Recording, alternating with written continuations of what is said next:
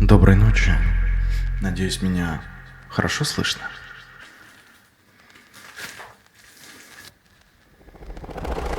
Добро пожаловать на ночной эфир. Меня зовут Брокш, и историю, которую я сегодня расскажу, мне прислала девушка по имени Лена. Она написала, что долго не могла решиться, потому что до сих пор не уверена, цитата, что об этом стоит рассказывать, так как люди могут подумать, что со мной что-то не так, или я сошла с ума. Интересно. Ну что, давайте начнем.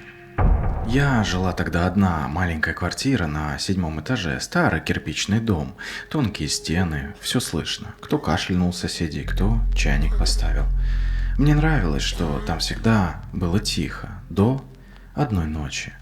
Я легла спать поздно, где-то в районе часа, за окном было пусто, только редкие машины на шоссе. Я помню, что уже засыпала, когда раздался стук. Негромкий, но отчетливый. 3 удара.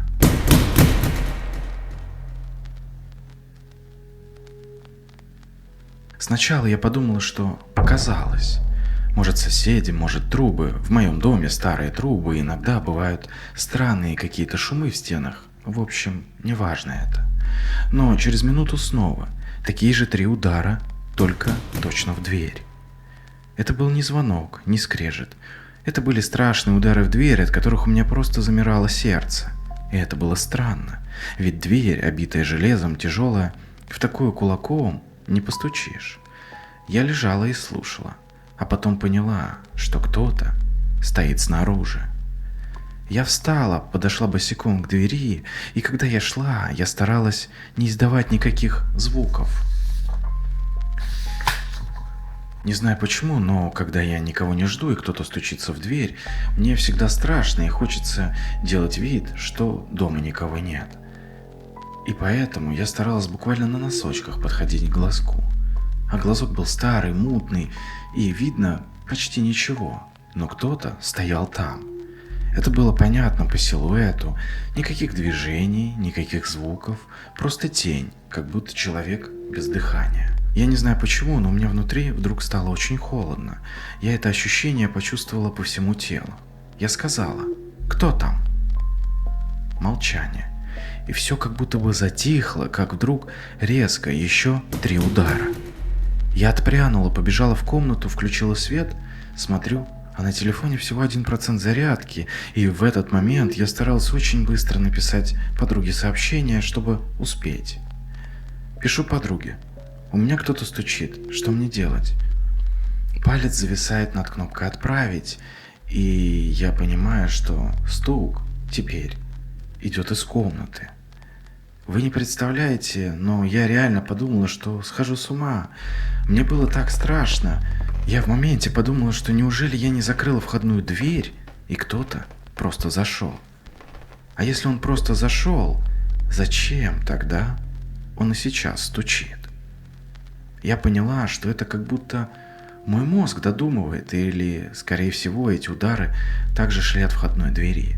Эти все мысли пролетели за 1 секунду, но вернусь к ударам в дверь. Это были такие же 3 удара, глухие, уверенные, будто кто-то бил уже где-то ближе, чем дверь. Я даже не поняла, откуда именно. Звук переместился вглубь квартиры. Сейчас я подойду. Знаешь, я, когда впервые читал это письмо, поймал себя на мысли, почему ей показалось, что звук переместился. Может, он уже изначально был внутри ее квартиры. Или потому, что она вообще перестала понимать, откуда идут звуки. В таких историях часто пугает не то, что происходит, а как у людей смещается реальность. Я замерла, прислушавшись, и в какой-то момент мне показалось, что кто-то ходит по полу. Медленно, осторожно, но когда я задержал дыхание, шаги прекратились. Я побежала к двери, но в глазке никого, ни следа, ни шагов. Я стою, дышу, руки трясутся, и вдруг замечаю: замок с внутренней стороны повернут. Я не трогала его. Он как будто сам повернулся в тот момент, когда я отошла. Я не знаю, сколько я простояла так. Может, 5 минут, может, час. А потом тишина. Абсолютная. Я села на полу двери, так и заснула с телефоном в руках. А утром на полу под дверью лежала записка.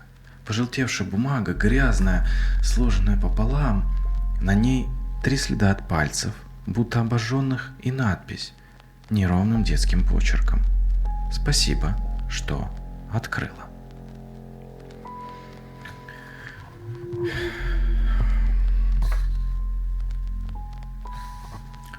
Лена пишет, что после той ночи стуков больше не было, по крайней мере у нее. Но один раз ей позвонила соседка снизу и спросила, почему она всегда стучит по ночам.